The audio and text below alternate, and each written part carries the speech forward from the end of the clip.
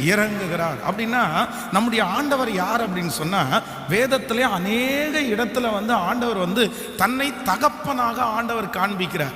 சில இடங்களிலே ஆண்டவர் தாயாக ஆண்டவர் காண்பிக்கிறார். ஒரு தாய் தன் பிள்ளையை தேற்றுவது போல நான் உங்களை தேற்றுவேன் அப்படின்னு சொல்றாரு. இன்னொரு இடத்துல ஒரு தகப்பன் ஒரு பிள்ளையை சுமந்து கொண்டு போவது போல நான் உங்களை சுமந்து கொண்டு போகிறேன். அப்போ சில இடங்களிலே ஆண்டவர் தன்னை நண்பனாக கர்த்தர் காண்பிக்கிறார். சில இடங்களிலே ஆண்டவர் தன்னை மூத்த சகோதரனாய் காண்பிக்கிறார். அப்படின்னா இதுக்கெல்லாம் அர்த்தம் என்ன அப்படின்னா, உங்களுடைய வாழ்க்கையிலே எந்தெந்த உறவுகள் எல்லாம் உங்களுக்கு இல்லையோ, எந்தெந்த உறவுகள் எல்லாம் உங்களை ஏமாற்றுகிறார்களோ, அந்த உறவில் எல்லாம் யார் இருப்பான்னா கர்த்தர் இருக்கிறார்.